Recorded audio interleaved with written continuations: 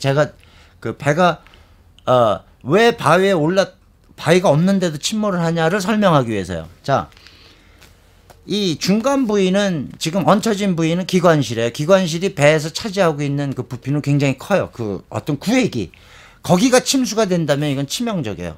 맨 뒤도 아니고 뒤는 이제 선원실이 있었고 뭐 후타실이 있었고 그랬지만 어차피 배가 그렇게 돼서 뒤로 기울기 시작했어요. 나와서. 그러면 기운 방향으로 물은 들어가게 돼 있어요. 물이라는 게 문만 닫는다고 방수 조치한다고 그래서 물이 안 들어가는 게 아니고 결국은 그 케이블 덕트라서 케이블들이 이어져서 또는 파이프 배관이 지나가는 자리 이런 데는 다 그 벽과 벽이 뚫려 있어요.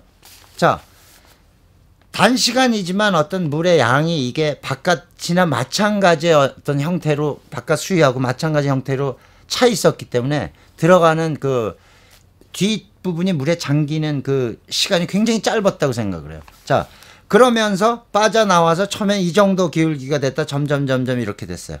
이렇게 되다가 자, 바닥이 낮았다면 수심이 뭐 20m 30m가 됐다면 배 길이가 80몇 m니까 그냥 이렇게 하고 멈춰 있어요.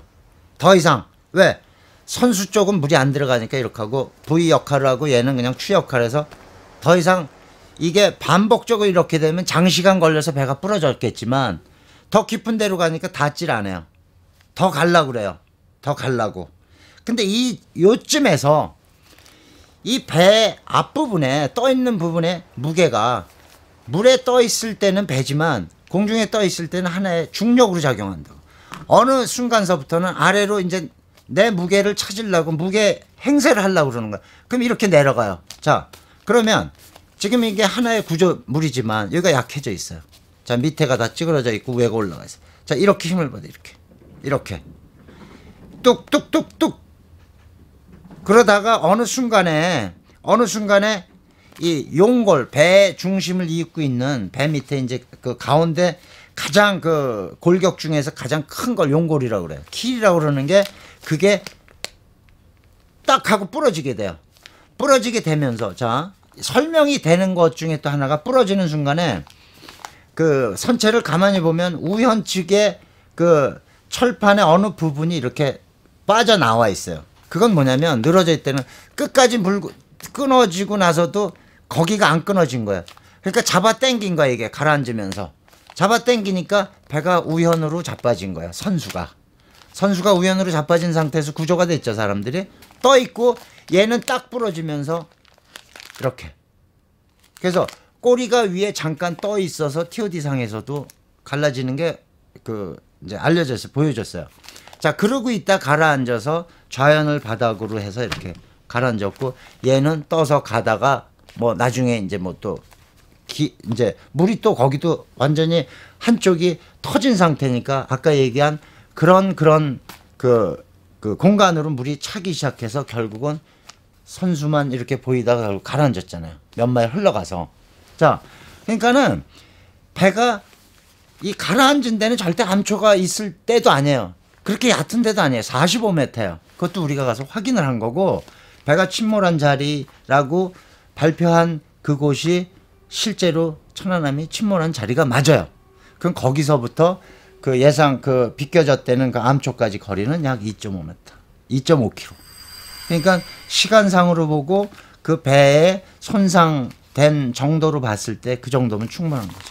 그리고 폭발이라고 그 증언을 하고 이러는 사람들이 과연 어떤 울림통 속에서 폭발을 경험을 해봤냐. 그거는 폭발이라는 어떤 소리를 듣질 못해. 그냥 꽝 하면 저 고막이 터져나가는 듯한 충격 때문에 아무 소리도 못해. 꽝 하고 왱 해버려요. 근데 그렇게 설명할 정도로 꽝 하는 소리와 함께 몸이 튀고 이거는 이 구조체가 마지막으로 끊어질 때 그 쇠가 이게 쇠라 그러면 이걸 당겨서 또는 이렇게 꺾어서 이걸 갖다가 이제 실험을 할 때 이 파단 실험을 할 때 어느 순간이 되면 그 굉음이 엄청나요. 엄청나. 그래서 그거를 일단은 그 어떤 소리라고 표현을 한 거야. 생존자들은. 그거는 폭발음은 표현할 수가 없어요. 벌써 그 정도 거리에서 바다에서 군한 구조의 30년간의 경험과 지식을 바탕으로 한 설명은 명쾌하게 들렸다. 그러나 그때 우리는 신상철 씨가 제시한 또 다른 의견이 매우 흥미로웠다. 한주호 준이가 3월 30일 날 물속에 들어갔다가 사망하는 사고가 납니다. KBS 기자들의 취재에 의하면 그 지점은 한미도 아니고 함수도 아닌 용트림 바위에서 가까운 지점인데 그 밑에 검은 물체가 있고 그 물체에서 무언가 부지런히 건져 올렸고 헬기가 와서 2m짜리를 건져 올려서 먼 곳으로 싣고 갔고, 그런데 그 보도는 하루가 지난 다음 날 KBS에 일부 언론이 천안함 침몰 사건으로 순직한 해군 장병들의 명예를 실추시킬 수 있는 보도를 내보내자 국방부와 군 당국이 발끈하고 나섰습니다. 해군은 한준이가 함수 침몰 위치에서만 4번 잠수한 기록이 있고 UDT 동지회가 잠수 장소를 착각해 KBS 취재진에 잘못 증언한 것이라고 설명했습니다. 그 문제는 수면하로 들어가 버립니다. 그리고 그 관련된 영상과 뉴스가 KBS 서버에서 지워져 버려요. 제3의 부표는 왜 문제가 되는 것일까? 한주호 준이가 3월 29일 어군 탐지기를 이용해서 그곳에서 물체를 발견하고 부표를 직접 설치했다는 겁니다. 그건 굉장히 중요한 사실이에요. 왜냐하면 천안함 함수 한미는 3월 28일 저녁에 다 찼습니다. 공식적으로. 한미는 어선이 찾았죠. 그럼 사고 이틀 뒤에 함수함미를 다 찾았기 때문에 그 위치에는 부표를 설치를 다 했고, 그런데 그 하루 뒤인 3월 29일 날 한주호 준이가 어군 탐지기를 이용해서 새로이 찾아야 될 물체는 한미도 아니고 함수도 아닌 것이죠. 그곳이 제3의 부표 위치인데 UDT 동지회 대원들이 추모제를 지내면서 그 용트림 바위 앞에서 있는 또 다른 부표, 함수 함미와 관련이 없는 부표를 내려다보면서 조사를 읽고 부표가 보이는 곳에서 조사를 읽습니다 라는 멘트를 UDT 동지회 회장이 직접 말을 하면서 추모제를 지냅니다. 군의 입장은 그 위치가 함수의 위치라고 강력하게 말했지만, 그렇게 본다면 KBS가 취재한 UDT 동지회의 취재 내용은 확실히 뭔가 앞뒤가 맞지 않는 느낌이다. 그러면 그 위치가 왜 중요한 걸까? 신상철 씨는 KBS 기자로부터 들은 얘기를 다음과 같이 말하고 있다. 어군 탐지기로 측정을 해봤더니 길이가 60m가 된다 그래요. 무슨 물체인지 모르지만 시커멓게 생긴 물체. 그리고 거기는 이 두 팔을 뻗어서 동그라미를 그릴 수 있는 해치가 있다 그럽니다.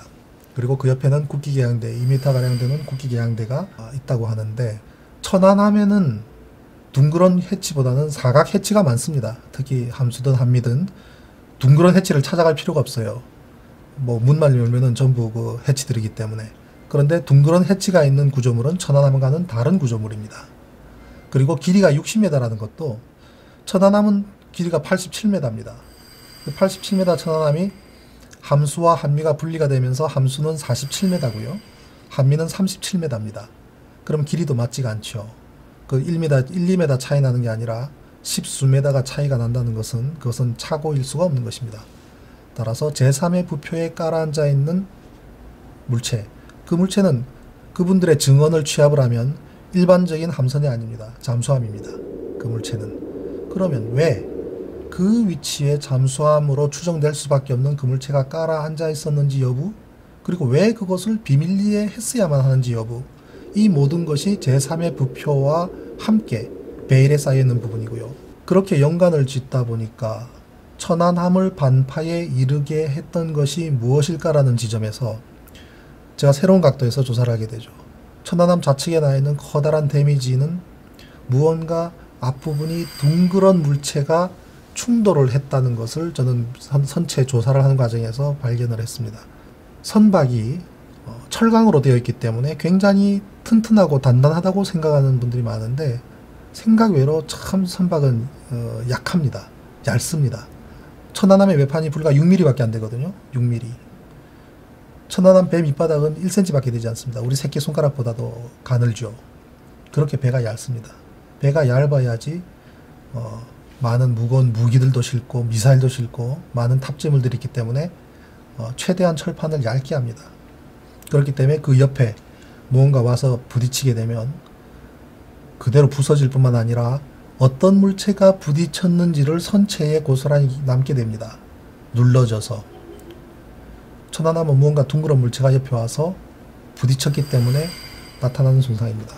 그래서 저는 천안함이 좌초 후에 빠져나와서 기동력이 상실한 상태로 표류하던 중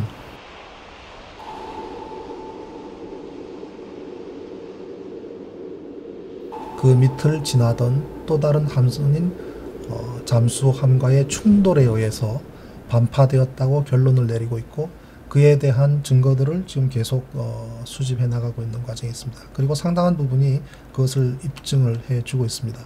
특히나 국방부 자체도 합조단에서 작성한 3D 영상이라든지 그러한 모습을 보면 둥그런 물체가 와서 부딪혔다는 것을 정확하게 나타내주고 있고, 그리고 김태형 국방장관이 국회에서 국회의원들 앞에서 천안함 관련 보고를 할 당시에 전달된 VIP 메모, 그 안에도 잠수함이라고 기록된 내용이 나옵니다. 그렇지만 그거를 연필로 지워놨지만 그 지운 거를 벗겨내면 잠수함이라는 단어를 볼 수가 있고요.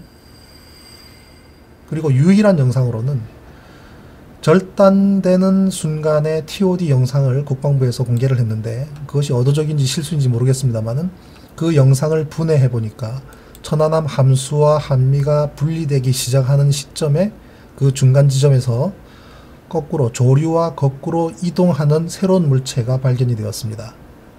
그것은 잠수함의 코닝 타워로밖에 볼 수가 없는 물체, 그리고 기동력을 가지고 있다는 것은 천안함 함수와 함미가 절단되어서 분리되었을 때는 이미 엔진은 스톱된 상태이기 때문에 그 이후로는 표류, 즉 조류에 흘러가는 상태일 수밖에 없는데, 그것을 거슬러가는 물체는 스스로의 동력을 갖고 있다고 밖에 볼 수 없고, 그래서 천안함을 반토막 낸 그 실체가 동력을 가지고 움직이는 영상이 유일하게 TOD 영상에 잡혀 있습니다. 이런 모든 정황들로 인해서 제3의 부표 밑에는 또 다른 잠수함이라는 물체가 가라앉아 있다. 그 물체의 국적은 어딘지 모르겠습니다. 그렇지만 모든 정황을 놓고 봤을 때는 한국의 잠수함도 아니고 당시 키 리졸브 훈련에 참여했던 미국 소속의 잠수함과 한국 소속의 잠수함이 아닌 또 다른 제3국의 잠수함으로밖에 추정될 수가 없습니다만은, 그것은 우리 천안함 사건의 진실을 밝히는 데 대단히 중요한 내용이고, 아직도 재판 과정에서 또는 앞으로의 분석 과정에서 더욱더 밝혀내야 되는 그런 내용으로 지금 생각하고 있습니다.